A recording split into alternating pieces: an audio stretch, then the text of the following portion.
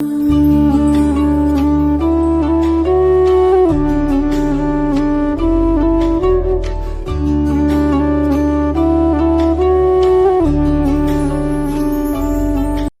சாந்தி. 26/4/2020 அவ்யக்த Bapdada revise date 1/1/86. இது new year Murali. இந்த முரளியில் பாபா அழகா வாழ்த்துக்கள் என்றால் என்ன, எதுக்கு வாழ்த்துக்கள் கிடைக்கிறது என்று புரிய வைத்திருக்கிறார். அதாவது பொதுவாக புதுமைக்கு தான் வாழ்த்துக்கள் கிடைக்கும். புது வீடு கட்டினா வாழ்த்துக்கள், அல்லது புதுசாக வேலை கிடைச்சதுன்னா வாழ்த்துக்கள், அல்லது புது வருடம் வருகிறதுன்னா வாழ்த்துக்கள். புதுமைக்கு வாழ்த்துக்கள் இருக்கு. அப்போ சங்கம யுகத்தில் ஒவ்வொரு வினாடியும் ஒவ்வொரு எண்ணத்திலும் நீங்கள் புதுமையை கொண்டு வந்துட்டா பாப்தாதாவின் வாழ்த்துக்கள் எப்போவுமே உங்களுக்கு கிடைச்சிட்டே இருக்கும். அப்போ நீங்கள் பறக்கும் கலையில் போயிட்டே இருப்பீங்க. அடுத்தது நீங்கள் நிறைய சங்கல்பங்கள் செய்கிறீங்க, உறுதி எடுத்துக்கிறீங்க, அது ஓகேதான். ஆனால் அதனுடைய சொரூபமாக மாறி காட்டணும், ரெண்டு சமமாக இருக்கணும் அப்படின்னு பல விதங்களில் புரிய வச்சிருக்கிறார். முரளியின் தலைப்பு புத்தாண்டில் புதுமைக்கான வாழ்த்துக்கள். இன்று நாலாபுறமும் உள்ள அனைத்து ஸ்நேகி, சகயோகி மற்றும் சக்திசாலி குழந்தைகளின் இனிமையிலும் இனிமையான மனதின் உயர்ந்த எண்ணங்கள், அன்பின் உறுதிமொழிகள், மாற்றத்திற்கான உறுதிமொழிகள், பாபாவுக்கு சமமாக ஆகுவதற்கான ஊக்கம், உற்சாகத்தின் திட எண்ணம் என்ற அநேக ஆன்மீக இசைகள் நிறைந்த மனதின் பாடல்கள் அமிர்த வேளையில் இருந்தே மனதின் நண்பரிடம் வந்து சேர்ந்தது. மனதின் நண்பர் அனைவரின் இனிய பாடல்களை கேட்டு உயர்ந்த எண்ணத்துடன் மிகவும் மகிழ்ச்சி அடைந்து கொண்டிருந்தார். மனதின் நண்பர் தம்முடைய ஆன்மீக நண்பர்களுக்கு, இறை நண்பர்களுக்கு, அனைவருடைய பாடல்களுக்கும் ரெஸ்பாண்ட் கொடுத்து கொண்டிருந்தார், அதாவது பதில் கொடுத்து கொண்டிருந்தார். சதா ஒவ்வொரு எண்ணத்திலும் ஒவ்வொரு சொல்லிலும் புனிதமாக, மகிழ்ச்சியாக, ஆரோக்கியமாக இருப்பதற்கான வாழ்த்துக்கள். இதுதான் பாபா கொடுத்த பதில் அல்லது ரெஸ்பாண்ட். சதா சகயோகத்தின் கை, அதாவது ஒத்துழைப்பின் கை, மனதின் நண்பரின் காரியத்தில் சகயோகத்தின் எண்ணத்தோடு கையோடு கை சேர்ந்து இருக்கட்டும். அதாவது நண்பர்கள் எப்போவுமே கையை பிடிச்சிட்டு போவாங்க இல்லையா, அதுபோல பாபா உங்களுடைய உதவியின் கை அல்லது உதவி செய்யணும் என்ற எண்ணத்தின் கை எப்பொழுதுமே பாபாவின் கையோடு கை சேர்ந்து இருக்கட்டும் அப்படின்றது. நாலாபுறமும் உள்ள குழந்தைகளின் எண்ணம், கடிதம், கிரீட்டிங் கார்ட்ஸ் மற்றும் கூடவே நினைவின் அடையாளமாக அன்பின் பரிசுகள் அனைத்தும் பாப் தாதாவிடம் வந்து சேர்ந்தது. பாப் தாதா சதா ஒவ்வொரு குழந்தையின் புத்தி ரூப நெற்றியின் மீது வரதானங்களின், சதா வெற்றிக்கான ஆசீர்வாதங்களின் கையை புத்தாண்டின் வாழ்த்துக்களாக குழந்தைகள் அனைவருக்கும் கொடுத்து கொண்டிருக்கிறார். புது வருடத்தில் சதா ஒவ்வொரு உறுதிமொழியையும் வெளிப்படையான ரூபத்தில் கொண்டு வருவதற்கு, அதாவது ஒவ்வொரு அடியிலும் தந்தையை பின்பற்றுவதற்கு விசேஷமான நினைவு ஸ்வரூபத்தின் திலகத்தை சத்குரு அனைத்து கீழ்ப்படிந்த குழந்தைகளுக்கு வைத்துக் கொண்டிருக்கிறார். இன்றைய நாள் சிறியவர்கள், பெரியவர்கள் அனைவரின் வாயிலிருந்தும் அடிக்கடி வாழ்த்துக்களுக்கான வார்த்தைகள் வந்து கொண்டே இருக்கும். அதுபோல உங்களுக்குள்ளேயும் சதா புதிய இசை, சதா புதிய நொடி, சதா புதிய எண்ணம் இருந்தது. அதாவது நியூ இயர் அன்று அவங்க குழந்தைகளாக இருக்கலாம், பெரியவர்களாக இருக்கலாம், எப்போவுமே வாயிலிருந்து என்ன வரும், ஹாப்பி நியூ இயர், புத்தாண்டு வாழ்த்துக்கள் சொல்லிட்டே இருப்பாங்க. அதுபோல் உங்களுக்குள்ள இன்று புதிய இசை, புதிய எண்ணம், புதிய நொடி என்று இருந்தது என்றார் பாபா. ஆகையால் ஒவ்வொரு செகண்டிலும் வாழ்த்துக்கள் இருந்தது. எப்பொழுதுமே புதுமைக்கு தான் வாழ்த்துக்கள் தெரிவிப்பாங்க. எந்த ஒரு புதிய பொருளுக்கும் சரி அல்லது புதிய காரியத்திற்கும் சரி வாழ்த்துக்கள் அவசியம் கொடுப்பாங்க. புதுசாக ஏதோ பொருள் வாங்கினாலோ அல்லது புதுசாக ஏதாவது காரியம் செய்ய போனாலோ அல்லது செய்தாலோ வாழ்த்துக்கள் அவசியம் சொல்லுவாங்க. உங்களுடையது எப்பொழுதுமே புதியது தானே, ஆகையால் வாழ்த்துக்கள் எப்பொழுதுமே கிடைத்து கொண்டே இருக்கும். இதுதான் சங்கம யுகத்தின் சிறப்பம்சம், அதாவது ஸ்பெஷாலிட்டி. வாழ்த்துக்கள் கிடைச்சிட்டே இருக்கும். உங்களுக்கு எல்லாமே புதியதிலும் புதியது. சங்கம யுகத்தின் ஒவ்வொரு கர்மமும் பறக்கும் கலையில் செல்வதற்கானது. ஆகையால் எல்லாமே புதியதிலும் புதியது. ஒரு வினாடிக்கு முன்பு என்ன ஸ்டேஜ் இருந்ததோ, என்ன ஸ்பீட் இருந்ததோ, அடுத்த நொடி அதைவிட உயர்ந்ததாக இருக்கிறது. அதாவது பறக்கும் கலையை நோக்கி இருக்கிறது. அதாவது தினமும் ஞானம் கேட்க கேட்க நம்ம முன்னேறி கொண்டே இருக்கிறோம்.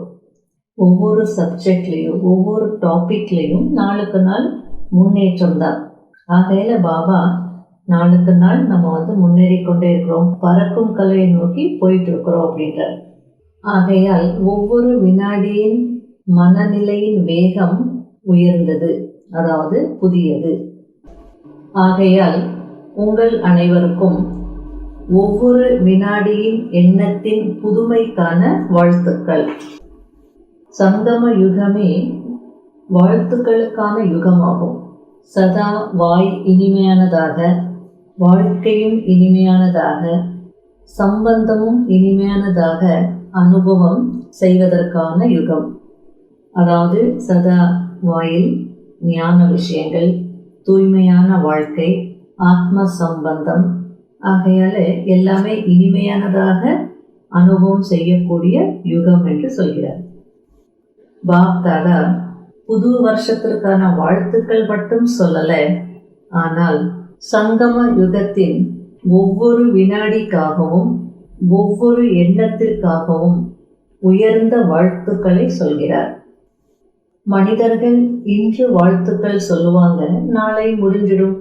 அதாவது நியூ இயர் அன்று மட்டும் சொல்லுவாங்க, அடுத்த நாள் அவ்வளோதான் முடிஞ்சிடும். ஆனால் பாப் தாதா சதா காலத்திற்கு வாழ்த்துக்கள் சொல்கிறார், ஆசீர்வாதங்கள் கொடுக்கிறார். புது யுகத்தின் அருகில் வருவதற்கான வாழ்த்துக்கள் கொடுக்கிறார்.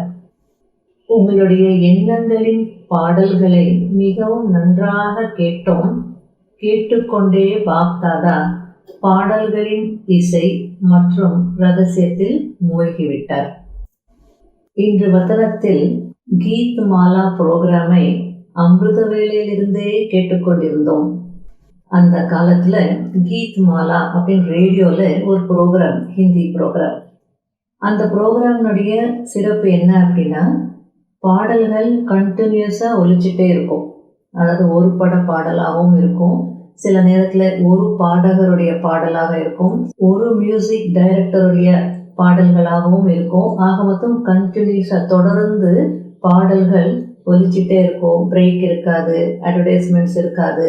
அதுக்கு பேர் கீத் மாலா அப்படின்னு. அதாவது அமிர்த வேளையிலிருந்து உங்களுடைய பாடல்களை பாடல்களின் மாலையாக கேட்டுக்கொண்டே இருந்தோம். தொடர்ந்து நீங்கள் பாடிட்டே இருந்தீங்க, அதை நாங்கள் கேட்டுட்டே இருந்தோம். ஏன்னா அமிர்த வேளையும் கூட உள்நாடு மற்றும் வெளிநாடுகளின் கணக்கின்படி வேறு வேறு தானே. ஒரு நாட்டினுடைய அமிர்த வேலை முடிஞ்சதுன்னா அப்புறம் அடுத்த நாட்டினுடைய அமிர்த வேலை ஆரம்பம். அப்போ அங்கே இருக்கக்கூடிய குழந்தைகள் எழுந்திருப்பாங்க, அதுக்கப்புறம் பாபாவுக்கு வாழ்த்துக்கள் சொல்லுவாங்க, பாடுவாங்க. இது போல தொடர்ந்து நாங்கள் கேட்டுட்டே இருந்தோம்.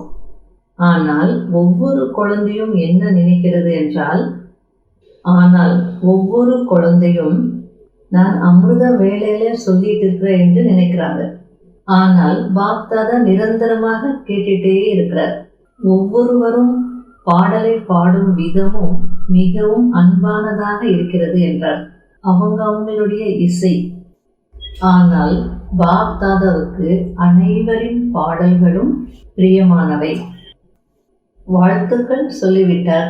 வாயினால் கொடுத்தாலும் சரி, மனதால் கொடுத்தாலும் சரி, வழக்கத்தின்படி கொடுத்தாலும் சரி, அல்லது நீங்கள் வைத்திருக்கும் அன்பிற்கு பிரதிபலனாக கொடுத்தாலும் சரி, வாழ்த்துக்களை உயர்ந்த எண்ணத்தில் கொடுத்தார். இனி மேற்கொண்டு என்ன செய்ய போறீங்க? எப்படி சேவையின் 50 ஆண்டுகள் முடிவடைகிறது. அதாவது 36 ஆரம்பமானது இல்லையா? அப்போ 86 இந்த முரளி சொல்றார். அப்போ 50 இயர்ஸ் முடிய போகிறது. ஆகையால செய்த அனைத்து உயர்ந்த எண்ணங்களின் உறுதிமொழிகளை நிறைவேற்றுவீங்களா அல்லது எண்ணம் வரைக்குமே இருக்குமா? ஒவ்வொரு வருஷமும் நல்ல நல்ல உறுதிமொழிகள் செய்கிறீங்க. எப்படி இன்றைய உலகத்தில் நாளுக்கு நாள் அந்த கிரீட்டிங் கார்ட்ஸ் எல்லாம் எவ்வளோ நல்லா உருவாக்குறாங்க. அதுபோல் நீங்களும் ஒவ்வொரு வருஷமும் உயர்ந்த எண்ணங்களை செய்கிறீங்க. அதாவது உயர்ந்த உறுதிமொழிகளை எடுத்துக்கிறீங்க எண்ணத்தில். அது ஓகே தான். ஆனால் எண்ணம் மற்றும் சொரூபம் இரண்டுமே சமமாக இருக்க வேண்டும். இதுதான் மகான் தன்மையாகும். இந்த மகான் தன்மையை யார் செய்கிறீங்களோ அவங்க அர்ஜுனன் ஆக முடியும். இப்போ சொல்லுங்க, யார் ஆவீங்க? அதாவது யார் செய்கிறாங்களோ அவங்க அர்ஜுனன் ஆயிடுவாங்க என்று சொல்லிட்டு இப்போ நம்ம கேட்குறார் பாபா, யார் ஆகுவீங்க? அதாவது ஒவ்வொருத்தருமே நான் தான் அர்ஜுனன் ஆவேன் என்று நினைக்கிறீங்களா? அந்த உற்சாகம் இருக்கா? மற்றவங்க அர்ஜுனன் ஆகிறாங்களா பீமன் ஆகிறாங்களா என்று பார்க்காதீங்க. நான் நம்பர் 1, அதாவது அர்ஜுனன் ஆக வேண்டும். ஹே அர்ஜுனா என்றுதான் பாடப்பட்டிருக்கிறது. ஹே பீமா என்று பாடப்படவில்லை. அர்ஜுனனுடைய விசேஷ தன்மை சதா புள்ளியில் ஒருமித்தவராகி நினைவு சொரூபராகி வெற்றி அடைவது. மோகத்தை அடித்து நினைவு சொரூபர் ஆகக்கூடியவர்தான் அர்ஜுனன். சதா கீதா ஞானத்தை கேட்கக்கூடிய மற்றும் மனனம் செய்யக்கூடியவர்தான் அர்ஜுனன். இப்படி தானும் சரீரத்திலிருந்து விடுபட்டு விதேகியாகி உயிருடன் இருந்தாலும் அனைவரும் இறந்து போயிருக்கிறாங்க என்ற எல்லையற்ற வைராகிய உள்ளுணர்விற்கக்கூடிய அர்ஜுனர் யாராக போறீங்க? அதாவது மகாபாரதத்துல போர்ல ஒரு கட்டம் வரும் பொழுது அர்ஜுனன் நான் யுத்தம் செய்ய மாட்டேன், என்னால செய்ய முடியாது அப்படின்னு சொல்லி விட்ரா பண்ண பார்ப்பார். அந்த நேரத்துல கிருஷ்ணர் சொல்வார், இவங்கெல்லாம் இருக்கிற மாதிரி தான் இருக்கிறாங்க, ஆனா அவங்க யாருமே உனக்கு சொந்தம் கிடையாது, அவங்க ஆல்ரெடி எல்லாமே இறந்து கிடக்குறாங்க, நீ அம்பு போடுற மாதிரி போடுற, அவங்க இறக்குற மாதிரி இறக்குறாங்க, அவ்வளோதான் அப்படின்னு புரிய வைப்பார். அப்போ அர்ஜுனன் சரி என்று யுத்தம் செய்வார். அதுபோல பாபா சொல்றார், நீங்களும் விதேகியாகி, அதாவது சரீர உணர்விலிருந்து விடுபட்டு அசரீரியாகி அல்லது ஆத்ம உணர்வில் இருந்து நம்முடைய குடும்பத்தை சார்ந்தவர்கள், சொந்தக்காரர்கள், உறவினர்கள் இங்கெல்லாம் இருந்தாலும் உயிருடன் இருந்தாலும் அனைவரும் இறந்து போயிருக்காங்க என்ற எல்லையற்ற வைராகிய உள்ளுணர்வுடன் இருந்தால் அவங்க அர்ஜுனன் ஆகலாம். ஆகையால இப்போ சொல்லுங்க, யார் அர்ஜுனன் ஆவீங்க?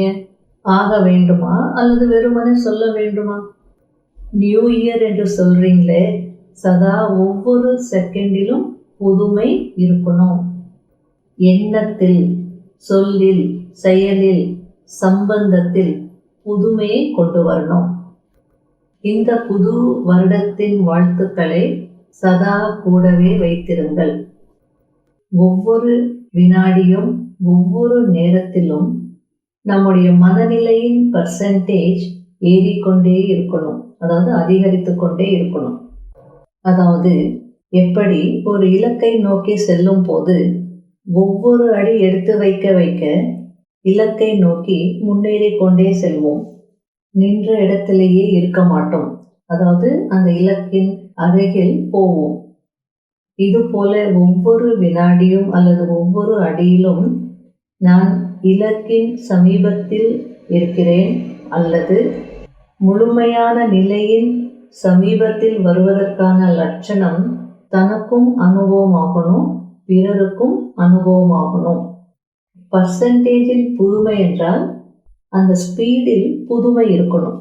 ஆகையால் ஒவ்வொரு நேரத்திலும் புதுமையை கொண்டு வந்துட்டே இருங்க. சேவைக்கான பிளான்ஸ் கேட்குறீங்க இல்லையா? பாபா இந்த ஆண்டு புதுசாக என்ன செய்யணும்னு கேட்குறீங்க. அதற்கு பாபா சொல்றார், முதல்ல தனக்குள்ள புதுமையை கொண்டு வாங்க, அப்பொழுது சேவையில் ஆட்டோமேட்டிக்காக புதுமை வந்துவிடும். இன்றைய மனிதர்கள் புரோகிராம்ல புதுமையை விரும்பல, ஆனால் ஒரு புரோகிராமுக்கு வந்தால் அந்த புரோகிராம்ல புதுமையான ஒரு அனுபவத்தை தான் விரும்புறாங்க. அவங்களுக்கு ஏதாவது ஒரு புதுமையான பிரபாவம் வேணும். ஆகையால் தனக்குள்ள புதுமையின் பிரபாவத்தை கொண்டு வந்தால் தானாகவே சேவையிலும் புதுமையின் பிரபாவம் வந்துவிடும். ஆகையால் இந்த ஆண்டு பிரபாவத்தை ஏற்படுத்தக்கூடிய ஏதாவது விசேஷ தன்மையை காட்டுங்க. உங்களுக்குள்ள, அதாவது பிராமண ஆத்மாக்களின் தொடர்பில் வரும் பொழுது கூட சதா ஒவ்வொரு விஷயத்திலும் மனதின் பாவனை, அன்பு, ஒத்துழைப்பு மற்றும் நன்மையின் பிரபாவம் இருக்கணும். உங்களுடைய ஒவ்வொரு சொல்லும் யாருக்காவது தைரியம், உற்சாகம் கொடுப்பதற்கான பிரபாவம் உள்ளதாக இருக்கட்டும். நீங்க பேசுற எந்த வார்த்தையும் வீண் போகக்கூடாது. சில நேரம் சாதாரணமாக பேசிக்கொண்டே அரை மணி நேரத்தையும் கழிச்சிடுறீங்க. அப்போ அதனுடைய ரிசல்ட் யோசிக்கும் போது நம்ம யாருக்கும் எது கெடுதலும் செய்யல, ஆனால் நல்லதும் செய்யல, சாதாரணமாக தான் பேசினோம். அப்போ சாதாரணமாக பேசினாலும் பாபா சொல்றார், அது பிரபாவத்தை ஏற்படுத்தக்கூடிய வார்த்தைகள் என்று சொல்ல முடியாது. யாருக்கும் கெட்டது செய்யல, யாருக்கும் நல்லது செய்யல, சாதாரணமாக இருந்தது, ஆனால் எந்த பிரபாவத்தையும் ஏற்படுத்தலையே. பிறகு அதனுடைய ரிசல்ட் என்று யோசிக்கும் பொழுது நம்ம என்ன நினைக்கிறோம், நம்ம யாருக்கும் கெட்டது செய்யல, சரி நல்லதும் செய்யல, சாதாரணமாக தான் பேசினோம். பாபா சொல்றார், சரி பாசிட்டிவும் இல்லை நெகட்டிவும் இல்லைன்னா அது எந்த கணக்கில் போகும்? சாதாரண வார்த்தைகளே பிரபாவத்தை ஏற்படுத்தக்கூடிய வார்த்தைகள் என்று சொல்ல முடியாது தானே. அதே போல ஒவ்வொரு கர்மமும் பலன் கொடுக்கக்கூடியதாக இருக்கணும், தனக்காகவும் சரி அல்லது பிறருக்காகவும் சரி. ஆகையால் தங்களுக்குள்ளேயும் ஒவ்வொரு ரூபத்திலும் ஆன்மீக பிரபாவத்தை ஏற்படுத்தக்கூடியவர்களாக ஆகுங்கள். அதாவது நம்முடைய பாவனை, நம்முடைய பேச்சு, நம்முடைய கர்மம் எப்படி இருக்கணும்ன்றது பாபா சொல்லிட்டார். சேவையில் ஆன்மீக பிரபாவத்தை ஏற்படுத்தக்கூடியவர்கள் ஆகுங்கள். நம்முடைய சேவையை பார்த்து நல்லா உழைக்கிறீங்க, நல்ல முயற்சி செய்கிறீங்க, மனதார செய்கிறீங்க என்று எல்லாரும் சொல்லிட்டு தான் இருக்கிறாங்க. ஆனால் இவர்கள் ராஜயோகி பரிஸ்தாக்கள். ஆன்மீக தன்மை என்றால் அது இங்கேதான் இருக்கிறது, பரமாத்மாவுடைய காரியம் இதுதான் என்று அவங்க சொல்லணும். இப்படி பாபாவை வெளிப்படுத்துவதற்கான பிரபாவம் இருக்க வேண்டும். இவங்களுடைய வாழ்க்கை நல்லா இருக்கு, இவங்க நல்ல காரியம் செய்துட்டு இருக்காங்க, இது எல்லாருமே சொல்லிட்டு இருக்காங்க. ஆனால் இது பரமாத்மாவுடைய காரியம், இவங்கெல்லாம் பரமாத்மாவின் குழந்தைகள், இதுதான் நிறைவான வாழ்க்கை, முழுமையான வாழ்க்கை என்ற பிரபாவம் ஏற்படணும். சேவையில் இன்னும் பிரபாவத்தை ஏற்படுத்தக்கூடியவர்கள் ஆகணும். இப்பொழுது இந்த அலையை பரப்புங்கள், நாமும் நல்லவராக ஆக வேண்டும் என்று அவர்கள் சொல்ல வேண்டும். நீங்க மிக நல்லவர்கள் என்று சொன்னால் அது பக்தர்களுடைய மாலை தயாராகி கொண்டிருக்கிறது. இப்பொழுது வெற்றி மாலை, அதாவது சொர்க்கத்தின் அதிகாரிகள் ஆகக்கூடிய மாலையை முதலில் தயார் செய்யுங்கள். முதல் ஜென்மத்திலேயே 9 லட்சம் பேர் தேவை. மற்றபடி பக்தர்களுடைய மாலை மிகவும் நீளமானது. ராஜ்ய அதிகாரிகளின் மாலை என்றால் வெறும் ராஜ்யம் செய்யக்கூடியவர்கள் மட்டுமில்ல, ராஜ்யத்தில் வருவதற்கான அதிகாரிகளை முதல்ல உருவாக்குங்க. அதாவது ராஜ்யத்தில் வருவதற்கான தகுதியுள்ள ஆத்மாக்களை முதல்ல உருவாக்குங்க. அவங்க தான் முதல்ல தேவை. இப்பொழுது இந்த அலையை பரப்புங்க. யாரெல்லாம் நல்லா இருக்கு நல்லா இருக்குன்னு சொல்லிட்டு இருக்காங்களோ அவங்கெல்லாம் அட்லீஸ்ட் உங்களுடைய தொடர்பில் நல்லவர்களாக மாறி குறைந்தபட்சம் பிரஜைகளிலாவது உங்க சம்பந்தத்துல வரட்டுமே. உங்க தொடர்பில் வரக்கூடியவர்களை சொர்க்கத்தின் அதிகாரிகளை ஆக்குவீங்க தானே. இப்படி சேவையில் பிரபாவத்தை ஏற்படுத்தணும். நம்முடைய தொடர்பில் வரவங்க அப்படியே அட்லீஸ்ட் பிரஜைகளில் வரக்கூடிய தகுதியாவது அடையணும். ஆகையால் இந்த ஆண்டினை பிரபாவத்தை ஏற்படுத்தக்கூடிய மற்றும் அந்த பிரபாவத்தின் மூலம் தந்தையை வெளிப்படுத்தக்கூடிய விசேஷ தன்மையின் மூலம் விசேஷமான ரூபத்தில் கொண்டாடுங்கள்.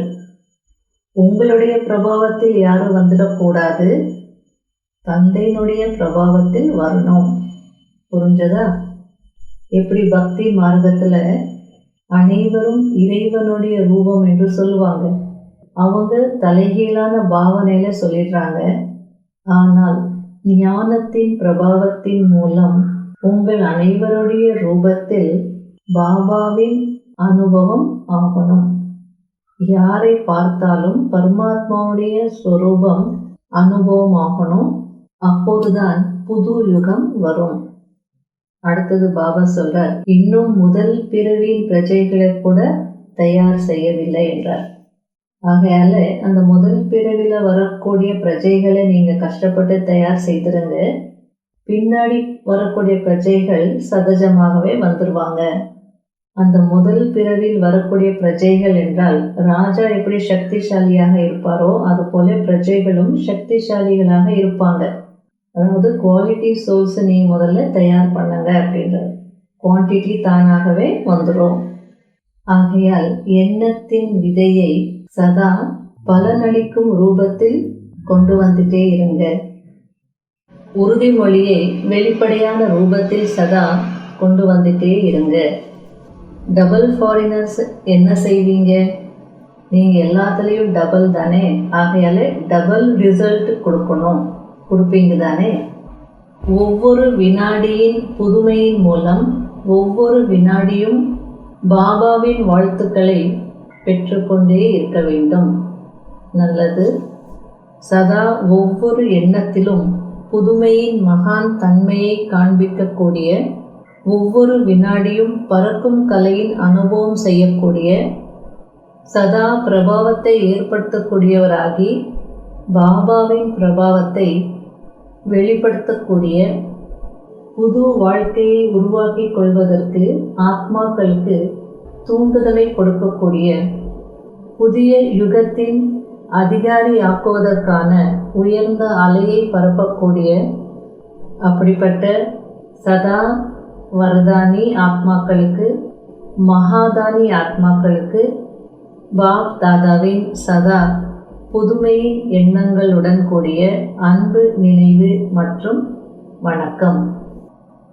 வரதானம். ஒவ்வொரு கர்மத்தையும் சரித்திர ரூபத்தில் மகிமைக்குரியதாக ஆக்கக்கூடிய மகான் ஆத்மா ஆகுங்கள். யாருடைய ஒவ்வொரு எண்ணமும் ஒவ்வொரு கர்மமும் மகானாக இருக்கிறதோ அவர்தான் மகான் ஆத்மா. ஒரு எண்ணம் கூட சாதாரணமானதாகவோ அல்லது வீணானதாகவோ இருக்கக்கூடாது. எந்த ஒரு கர்மமும் சாதாரணமாகவோ அர்த்தமில்லாததாகவோ இருக்கக்கூடாது. இந்த கர்மேந்திரியங்கள் மூலம் எந்த கர்மா செய்தாலும் அது அர்த்தத்துடன் தான் இருக்க வேண்டும். நேரமும் இந்த மகான் காரியத்தில் பயனுள்ளதாக ஆக்கிக் கொண்டே இருக்க வேண்டும். அப்போது ஒவ்வொரு சரித்திரமும் மகிமைக்குரியதாக ஆகும். மகான் ஆத்மாக்களின் நினைவு சின்னம்தான் மலர்ந்த முகமுள்ள மூர்த்தி, கவர்ந்தெடுக்கக்கூடிய மூர்த்தி மற்றும் அவ்வியக்த மூர்த்தியின் ரூபத்தில் இருக்கிறது. ஸ்லோகன். மரியாதை பெறுவதற்கான ஆசையை விட்டுவிட்டு சுய மரியாதையில் நிலைத்திருங்கள். அப்போது மரியாதை என்பது நிழல் போல் பின்னால் வரும். இன்று முயற்சிக்கான பாயிண்ட், நான் சுகர்மம் செய்யக்கூடிய ஆத்மா. சுகர்மம் என்றால் நல்ல கர்மம் செய்யக்கூடிய ஆத்மா. அதாவது இன்று நம்முடைய கர்மத்தின் மீது அட்டென்ஷன் இருக்கணும். நாள் முழுவதும் நல்ல கர்மா செய்து நல்ல பலனை அடையக்கூடிய ஆத்மாவாக நான் இருக்கணும். அப்படின்னா என்னுடைய ஒரு கர்மாவும் வீண் போகக்கூடாது. கர்மத்தின் விதை வேஸ்ட் ஆகக்கூடாது. ஒவ்வொரு கர்மாவும் எனக்கு பலன் கொடுக்கணும். அந்த கவனம் இருக்கணும். பாபாவின் நினைவின் மூலம் ஒவ்வொரு கர்மத்தையும் செய்து நினைவு சின்னமாகவே மாற்றிடணும். தன்னுடைய ரூபத்தின் மூலம் தந்தையை வெளிப்படுத்தக்கூடிய ஆத்மா என்ற நிலையில இருக்கணும். அப்ப நான் எப்படி இருக்கணும்? சாந்த சுரூபத்தில் இருந்து, சக்தி சுரூபத்தில் இருந்து காரியங்களை செய்து என்னுடைய ரூபத்தில் பாபாவை அல்லது பாபாவின் ரூபத்தை காட்டணும். என்னுடைய ஒவ்வொரு கர்மமும் ஒரு எக்ஸாம்பிளாக இருக்கணும். பிறருக்கு தூண்டுதல் அளிக்கக்கூடியதாக இருக்கணும். ஊக்க உற்சாகத்தை கொடுக்கக்கூடியதாக இருக்கணும். அவ்வளோ அட்டென்ஷன் இருக்கணும். அதே நேரத்தில் என்னுடைய எந்த கர்மாவும் இன்று பாவ கர்மம் ஆகக்கூடாது, கர்ம பந்தனம் ஆகக்கூடாது. ஆகையால் ஒவ்வொரு கர்மத்தையும் ஸ்ரீமத் படி செய்யணும். இந்த கவனமும் இருக்கணும். நான் செய்கிறேன் என்ற அகங்காரமும் இருக்கக்கூடாது, பற்றும் இருக்கக்கூடாது. அதிலிருந்து விடுபட்டு கர்மம் செய்யணும். அப்பொழுதுதான் கர்ம பந்தனத்திலிருந்து நம்ம விடுபடுவோம். கர்ம பந்தனம் ஆகாது. இன்று என்னுடைய கர்மம் பிறருக்கு பாடம் கற்பிக்கக்கூடியதாக இருக்கணும். அப்படின்னா நான் பேசாமலே என்னுடைய கர்மாவை பிறருக்கு சொல்லி கொடுக்கணும். இன்று உயர்ந்த கர்மம் என்ற பேனா மூலம் பல ஜென்மங்களுக்கு என்னுடைய பாக்கியத்தினுடைய கோட்டை இழுக்கணும். இன்று ஃபுல்லாக கர்மத்தின் மீது அட்டென்ஷன் வைத்து உயர்ந்த கர்மா செய்து உயர்ந்த பலன் அடையணும். சுகர்மா செய்யக்கூடிய ஆத்மா. ஓம் சாந்தி.